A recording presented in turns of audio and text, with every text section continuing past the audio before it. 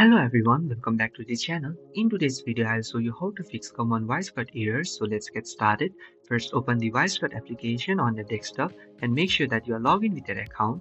Most issues happen when the app is not fully synchronized with your account. If WiseCut does not open or keep loading, you can just close the WiseCut completely and then restart the app. If you have installed via web catalog, restart the web catalog as well. Even though you follow these steps but the issue continues, you can just restart your computer and then try again later. Within the home page, you will be given two options to upload video through link or via computer. If your video does not upload, make sure that the video file size is within your account's upload limit and also make sure to check your internet connection.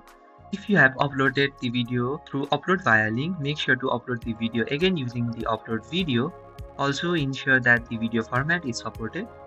In order to handle background music not applying issue, you can just open any project within the recent projects and it will redirect you to the clip section. Tap on the scissor icon to open the editor page. Within the right corner, you will see music icon. Tap on it.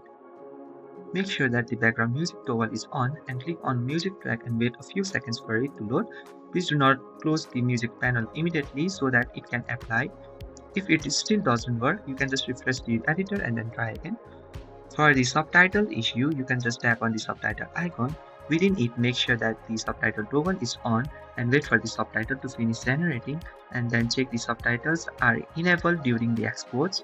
Subtitles are applied fully only after processing is complete. For the export or download failed, if your video failed, you can just reopen the project and open the download or export panel and make sure to reconfirm the format, subtitles and hook title settings and then click on the confirm again. Please make sure to avoid switching apps while WiseCut is exporting. It is to know that the WiseCut saves projects automatically, so if changes seems missing, reopen the project from the recent projects and then wait for the editor to fully load before closing.